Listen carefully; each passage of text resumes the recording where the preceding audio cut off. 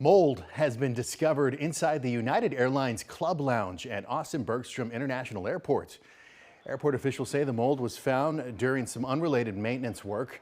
They say remediation is now underway and the United Club is temporarily closed. And this week we told you Austin Police Headquarters also has a mold problem. APD says recent testing conducted in a portion of the building found mold in an air conditioning unit. The city moved all of its employees out of the affected area out of precaution. Now, mold can show up in many places that many people do not expect, from air conditioners like APD to damp walls and ceilings.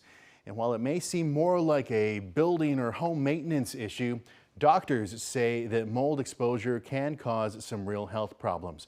Joining us now is Dr. Kunal Shetty with Baylor Scott White to explain more. Thank you so much for being here, Doctor. How common is mold exposure in homes and workplaces, especially here in Central Texas?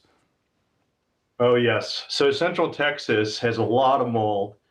It's because the combination of heat and humidity is, a dangerous combination. It can be found anywhere, as you just described.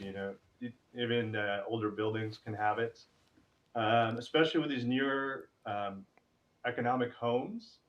Mold can grow pretty quickly because there's not good ventilation, so you always want to be vigilant of it. What are the symptoms of mold exposure? Good question. So mold actually releases spores into the air, and that can go into the nose and into the lungs. Symptoms include congestion, itchy eyes, itchy nose, wheezing, facial pressure, green drainage. Any of these symptoms can come about as a result of mold.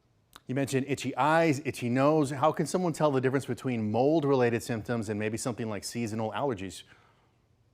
Oh, those are great questions. Yeah. So the key factor is that you can change environments and the symptoms can potentially change. So if you're in your house, if you're at work and you notice the symptoms are getting worse, it's a good indication that there may be mold exposure in those areas.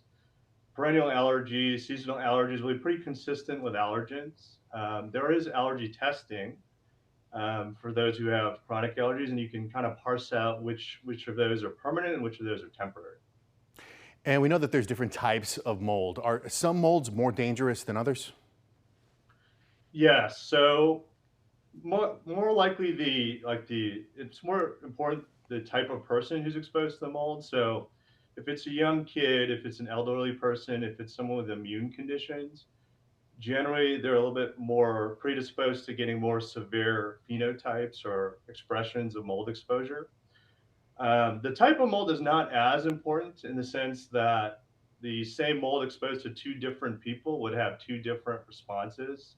But those individuals who are in those populations really need to get mold under control quickly. Otherwise, it can exacerbate pre-existing health conditions and send them to the hospital.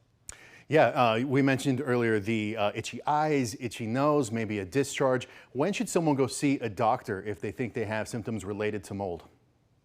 Right. So usually we wait about 2 weeks. So a typical cold can run its course in 7 to 10 days. And then at around 2 weeks, you start to be concerned about something more persistent.